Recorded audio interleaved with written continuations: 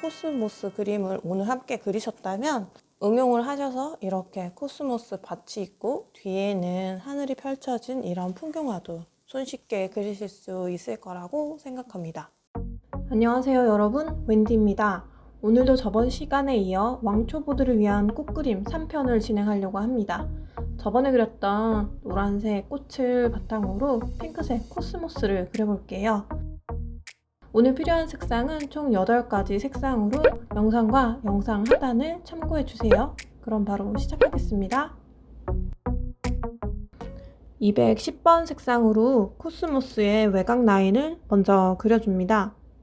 이때 코스모스가 약간 잎이 찢어진 듯한 그런 느낌으로 그려주시고 안쪽으로 갈수록 얇아지고 꽃잎의 중앙 부분은 통통하게 그려주세요.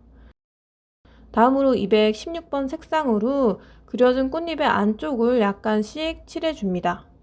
이때 너무 꽉 채워서 색칠할 필요가 없다는 거 염두해 주세요. 다음으로 244번 흰색으로 안에 꽃잎들을 블렌딩 해줍니다. 이때 주의점은 한 방향으로 블렌딩을 해주면 꽃잎을 조금 더 깔끔하고 깨끗하게 블렌딩 할 수가 있어요. 203번 색상으로 안에 코스를 찍어줬고요. 205번 색상으로 음영을 잡아준 뒤 235번 색상으로 한 번 더 그림자를 집어넣어 줍니다. 그리고 꽃그림을 그리실 때 구도를 잡는 법을 어려워하시는 분들이 많은데 이때는 큰 코스모스를 스케치북 중앙에 그린 뒤에 이 꽃을 기준으로 그림을 그려주시면 조금 더 쉽게 구도를 잡으실 수가 있어요. 이제 줄기를 그려줄게요. 229번 색상으로 줄기를 그어줍니다. 이 줄기를 기준으로 양쪽으로 다른 줄기들을 그려줄게요. 이때는 꽃들의 높이를 달리해서 그려주면 훨씬 더 자연스러운 표현이 가능합니다. 핑크색으로 바람에 흩날리는 듯한 코스모스를 그려줍니다. 처음부터 완벽하게 그리려고 하지 말고 그리면서 꽃잎의 형태를 완성해 나갈 수 있으니까 부담 없이 그려봅니다. 이때에도 흰색으로 꽃잎을 블렌딩 해주면서 그려주면 훨씬 더 입체감 있는 꽃이 완성될 수 있습니다.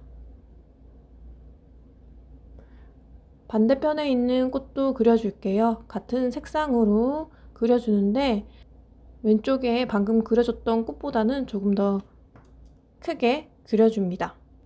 이 꽃도 244번 흰색으로 블렌딩을 한 방향으로 해줬어요. 꽃술도 마찬가지로 203번, 205번, 235번을 순서대로 칠해줬습니다.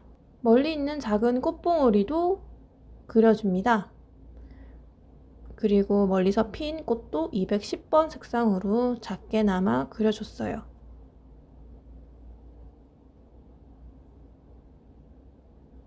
흰색으로 꽃잎 블렌딩 하는 것도 잊지 않고 해줍니다.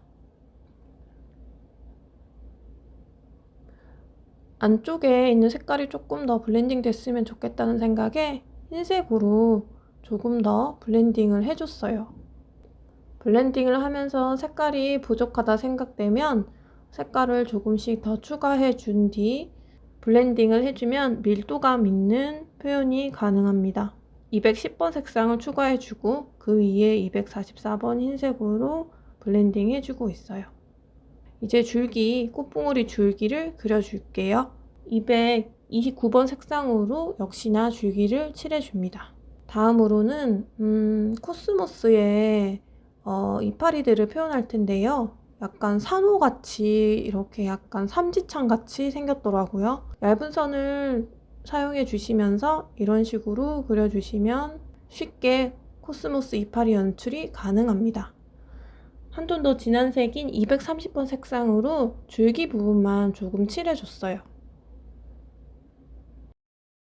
짠! 이렇게 코스모스 그리기를 완성했습니다. 제가 미리 그려놓은 코스모스 그림과 한번 비교해 볼게요. 거의 비슷한 느낌이 들죠? 오늘 코스모스 그림을 함께 그리셨다면 이렇게 코스모스 밭 그림 또한 그리실 수 있을 거라고 생각돼요. 푸른 하늘을 배경으로 한 코스모스들이 피어난 들판을 그려보는 건 또 어떨까요?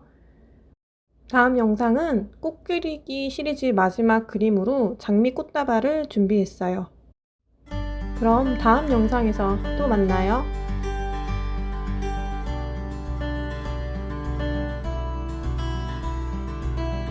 시청해주셔서 감사합니다.